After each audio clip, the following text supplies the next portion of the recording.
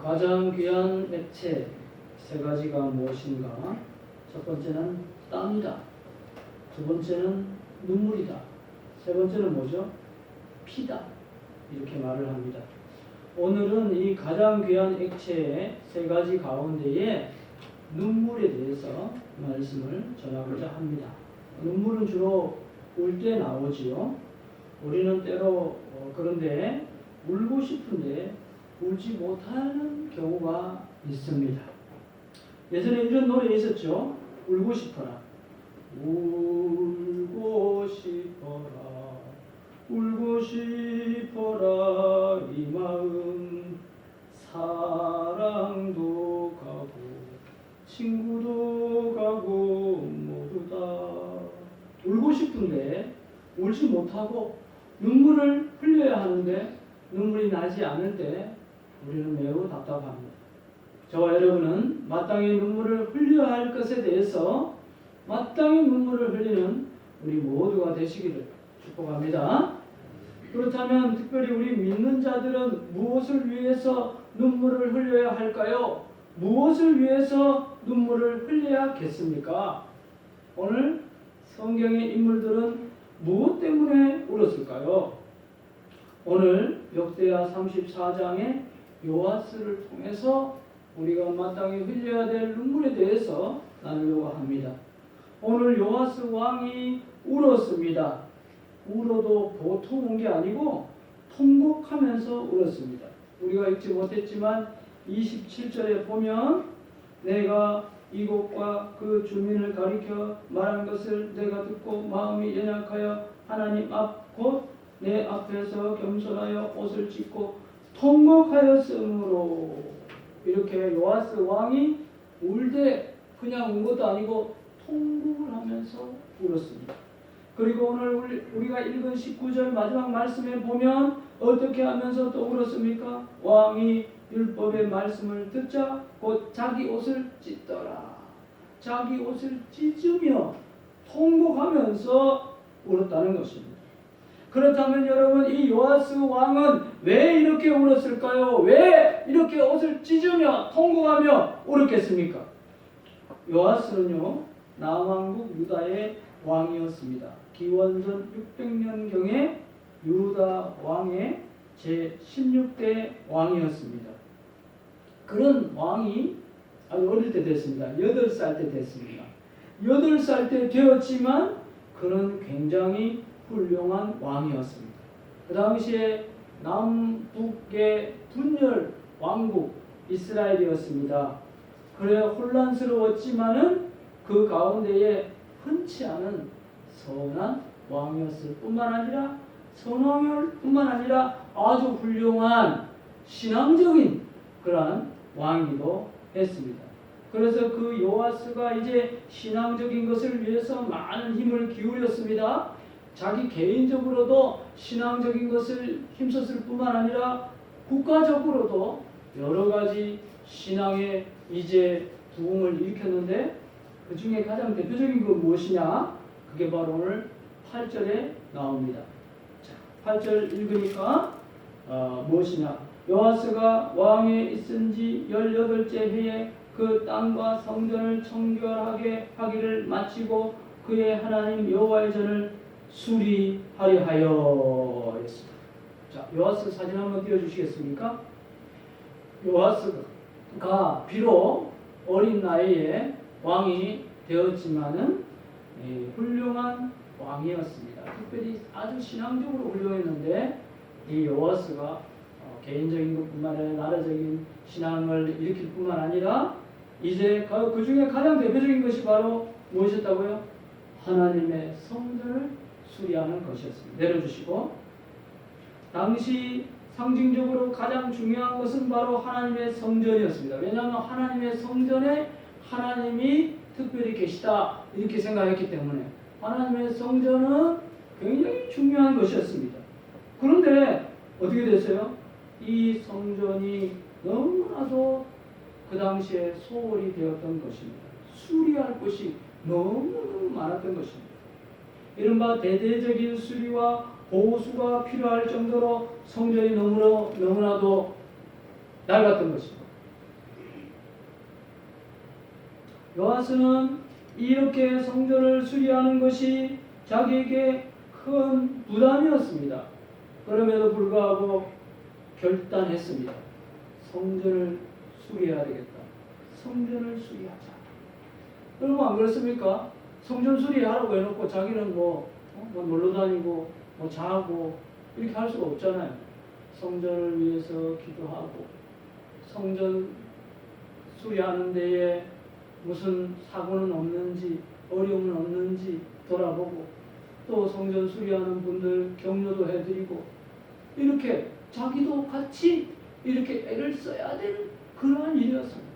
그런데 이 성전 수리하는 것이 그냥 간단한 것이 아니고 굉장히 많은 그러한 노동력이 필요했던 것입니다. 그래도 하나님께서 기뻐한 일이니까 성전을 하자 결심을 하고 특별히 이제 성전 공사를 대대적으로 하게 되었던 것입니다. 이것은 하나님께서 굉장히 기뻐하는 일이죠. 그런데 이 일을 한참 하고 있는데 아주 특별한 일이 발생하게 되었습니다. 그것이 무엇일까요? 14절 말씀. 굉장히 중요한 말씀인데 여러분들도 같이 한번 마음속으로 읽어주시기 바랍니다. 14절. 무리가 여호와의 전에 헌금한 돈을 꺼낼 때에 제사장 hil기야가 모세가 자는 여호와의 율법책을 발견하고 무슨 일이 있었습니까? 성전을 수리하다가 하나님의 율법책, 하나님의 성경, 구약 성경 아마도 원본이었겠죠. 그 성경을 발견하게 된 것입니다. 그러니까 무엇입니까? 하나님의 백성들에게 있어서 가장 중요한 것은 성전 그리고 성경인데 그동안에 어떻게 됐단 말입니까? 성전은 너무나도 허물어져 있고 성경은 어때요? 아예 없었어요. 없으니까 성경이 제대로 읽혀지지도 않고 성경이 제대로 설교되지도 않고 성경이 설교되지도 않으니까 성경이 제대로 시행되지도 않은 거예요. 그래서 요하스가 19절에 보니까 통곡하면서 올 때 옷을 찢으면서 성경이 아예 없었던 거예요. 성경이 없었으니까 성경이 교육도 안 되고 시행도 안 되고 너무나도 죄송했던 것입니다. 하나님 앞에 너무나도 미안했던 것입니다. 하나님 너무너무 죄송합니다. 하나님 너무너무 송구합니다. 우리가 해도 너무 했네요. 성전도 이렇게 놔두고 성경이 어디 있는지 없는지도 모르는 우리의 상황이었네요. 하나님 너무너무 죄송해요. 이러면서 이제 요시야가 울었다는 것입니다. 사랑하는 여러분, 우리는 무엇을 위해서 울어야 되겠습니까? 마땅히 우리가 울어야 될 것은 무엇이겠습니까?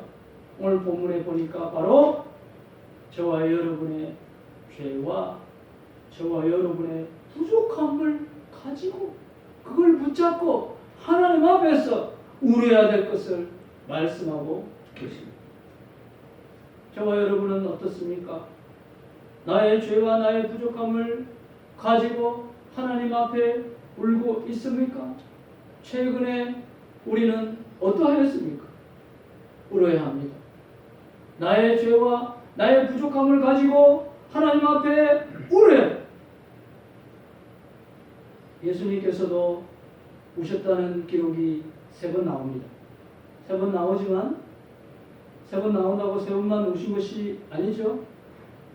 자주 우신 것 같은데 어쨌든 기록은 3번 나옵니다. 예수님께서 언제 오셨는가? 첫 번째 요한복음 11장에 보니까 나사로가 죽었을 때 울었습니다. 죽음은 어디서 왔습니까? 죄로부터 왔죠. 두 번째 누가복음 19장에 보니까 예루살렘을 향해서 울었습니다. 왜 울었습니까? 예루살렘이 죄로 말미암아 장차 멸망할 것을 보고 울었습니다. 세 번째 히브리서 5장 7절에 나와 있는데 언제 울었는가? 이게 중요하니까 같이 한번 보겠습니다. 히브리서 5장 7절. 그는 육체에 계실 때에 자기를 죽음에서 능히 구원하실 이에게 심한 통곡과 눈물과 간과 소원을 올렸고 그의 경건하심으로 말미암아 들으심을 얻었느니라. 통곡으로 기도하셨어요. 누구를 위해서 기도했죠? 우리를 위해서 기도하는 것이죠. 그러니까 여러분, 예수님께서 3번 오셨는데 죽은 나사로 사건, 멸망하는 예루살렘 성, 그리고 저와 여러분의 중보를 위해서 기도할 때에 울었다는 것입니다. 한마디로 말하면 저와 여러분의 죄와 부족함 때문에 예수님께서 오셨다는 것입니다. 그러니까 저와 여러분은 무엇보다도 요하스처럼 또 예수님이 하신 것처럼 저와 여러분의 죄와 우리의 부족함을 가지고 하나님 앞에 울어야 하는 것입니다. 우리 자신과 특별히 우리 한국 교회를 놓고 울어야 합니다.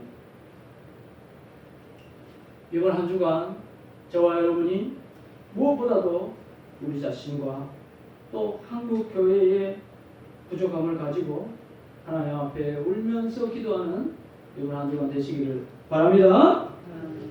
자, 우리 찬양 한번 하겠습니다. 찬송가 549장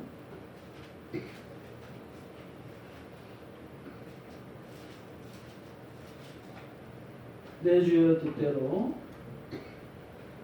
1절 2절 찬송하겠습니다.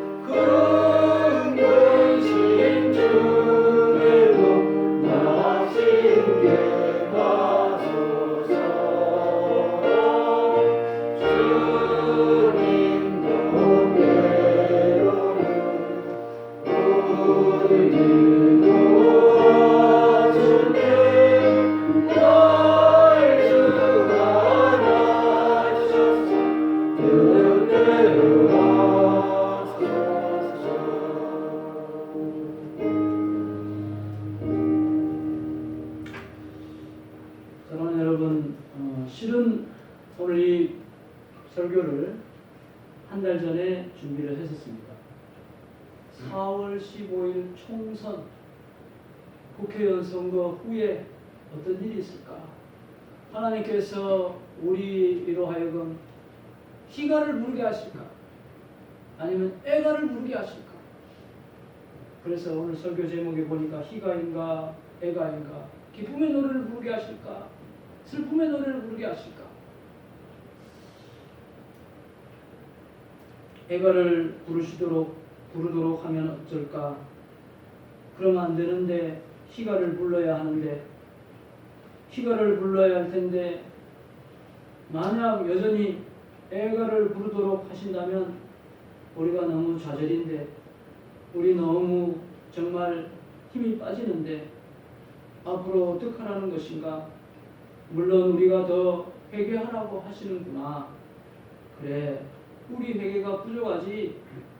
그래도 우리 너무 힘든데, 우리 너무 낙심되는데, 힘이 빠지는데 애가를 부르면 어떡할까? 이런 생각을 하면서 말씀을 준비했었습니다. 여러분, 무엇보다도 다른 거 바라보지 말고, 총선 결과 바라보지 말고, 다시 한번 처음으로 돌아가서 우리 자신과 우리 한국 교회를 위해서 울면서 기도하는 이번 한 주간 되시기를 축복합니다. 그런데 여러분, 우리의 눈물 가운데는 우리가 울어야 될 눈물 가운데는 우리의 죄와 부족함만 가지고 오는 것이 아니라 또 다른 눈물이 있습니다. 그것이 무엇일까요? 이 말씀을 역시 준비할 때에 우리 교회 어떤 분이 이런 기도 제목으로 헌금을 했습니다.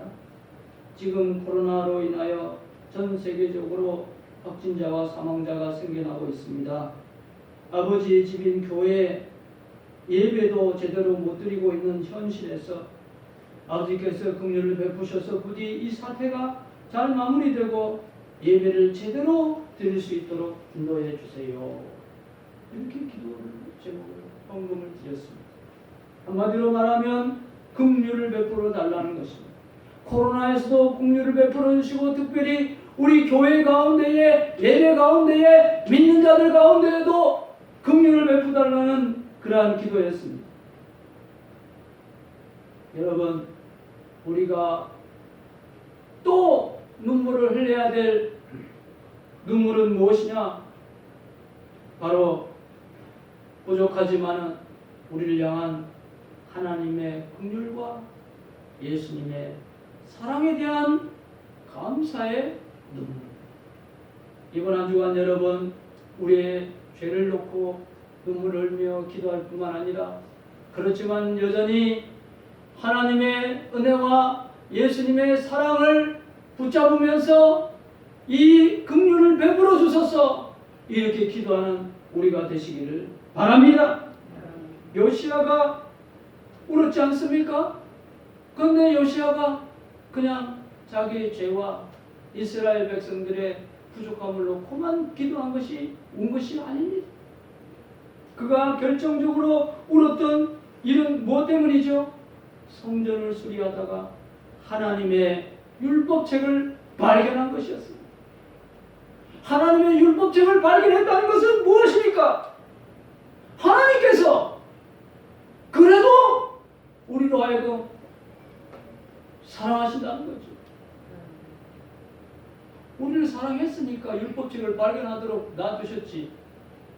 우리를 사랑하지 않으면 누가 뭐 율법대로 살든지 말든지 뭐 고생을 당하든지 말든지 난 관심 없어 이러셨을 것 아닙니까?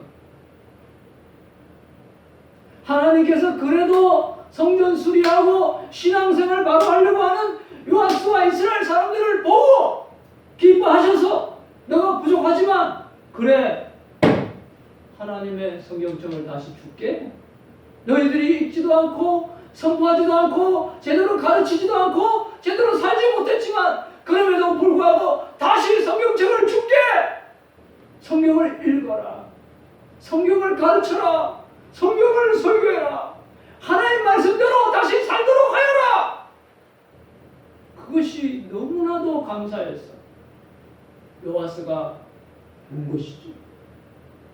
하나님의 은혜가 너무 감사해서 다시 한번 우리를 회복시키려고 하는 예수님의 사랑이 너무 감사해서 옷을 찢으며 눈물을 흘렸던 것입니다.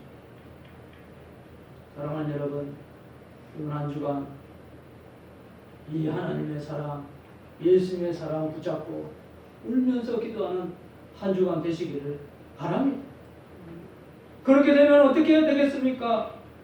시편 56편 8절에 보니까 다윗이 이렇게 고백하고 있습니다.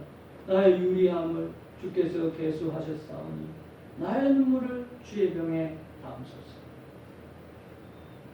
우리가 이것을 위해서 눈물을 흘린다면 하나님께서 우리의 눈물을 하나님의 병에 담아주실 것입니다. 예수님의 병에 담아주실 것입니다. 그리고 시편 60 이사야 61장 3절에 보니까 이 찬양의 가사가 있습니다. 오늘 우리가 찬양했었죠. 내 손을 주께 높이 듭니다. 이게 이사야 1장 3절의 말씀인데 가사를 띄워주시기 바랍니다. 가사가 더 쉽게 잘 되어 있기 때문에 내 손을 주께 높이 듭니다. 내 찬양 받으실 주님, 내 마음을 주께 활짝 엽니다. 내 찬양 받으실 주님. 하나님 앞에 눈물로 기도하면 하나님께서 어떻게 하십니까? 그 다음 가사 해주세요.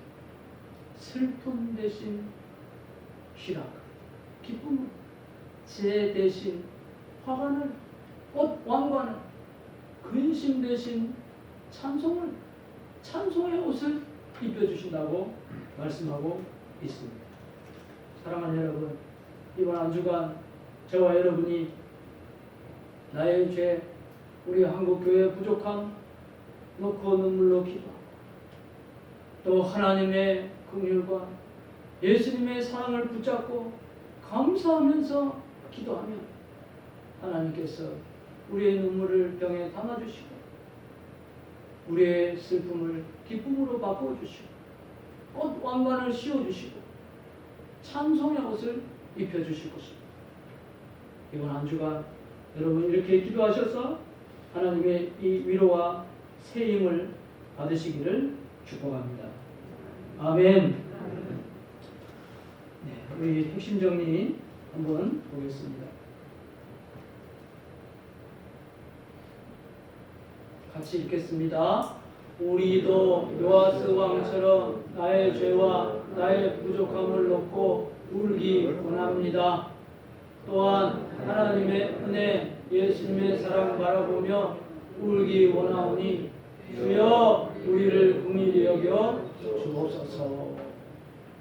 주여 우리를 긍휼히 여겨 주옵소서. 이렇게 기도하셔서 주의 긍휼이 우리 가운데 가득하시기를 축복합니다. 이 말씀 마지막으로 드리고 마치겠습니다. 여러분, 우리가 왜 웁니까? 우는 이유가 여러 가지 있죠. 그 중에 하나는 한번 따라해 주시겠어요? 다른 방법이 없어서 웁니다. 여러분, 다른 방법이 없기 때문에 웁니다.